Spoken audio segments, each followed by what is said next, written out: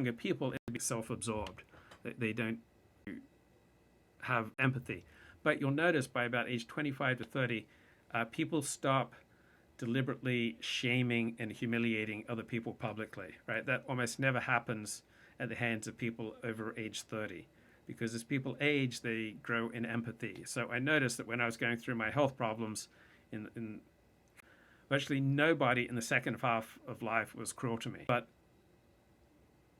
few people my own age displayed much empathy. Instead, they shied away because they couldn't understand what was happening to me. Therefore, it had to be some great mental illness on my part, or I had something contagious. They just shied away, while people in the second half of life just were compassionate and empathic, because people in the second half of life, they've had enough suffering that their understanding of life has expanded. While people prior to age 20, they tend to have understanding about their own experience, and they haven't devoted a great deal of attention to the lives of others, and they haven't concerned themselves a great deal with other people's priorities.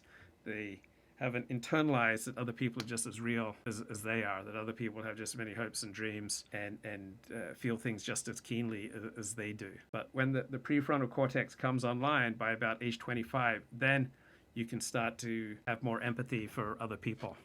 And empathy is a really good place to begin a worldview.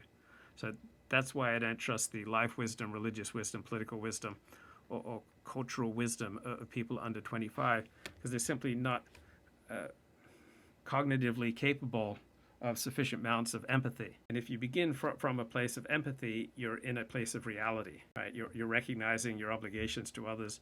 You're recognizing the times that you've screwed up and that you've hurt innocent people. You recognize how your selfishness has wreaked harm on those around you. And from that perspective, you're in reality. While with often, the Nick Fuentes or the Ken Brown, they're on a crusade because they are completely oblivious to the extent that their selfishness has harmed the lives of people around them.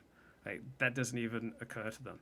It doesn't occur to them that there might be something that they are missing, that there's some place that they've gone wrong. These lads are in rooms by themselves, shouting into a megaphone, speaking at people, seeing other people as lessers. When it comes to life wisdom and political wisdom, people under 25 are not a good source of that. Now, at age 19, I had an open microphone to the world. I was the weekend news anchor at K-High News Radio. Very exceptional for a 19-year-old to have, an open mic to the world. But I demonstrated that I was a responsible person, and I was working within a particular genre, news, and I never violated that trust. So I would report the news for about 2.5 years. I was weekend news anchor. I did hundreds, thousands of news broadcasts, never violated that trust. But very few 19-year-olds have an open mic to the world. Very few 19-year-olds are news anchors, can just flip a switch and talk to the community, talk to anyone who's tuned in to AM 950 KAHI News Radio.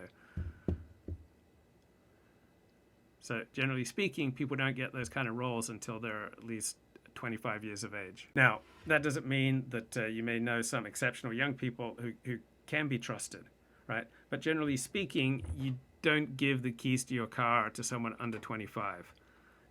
You don't give the keys to your home to someone under 25. Generally speaking, you don't give $5,000 to someone under 25 for safekeeping.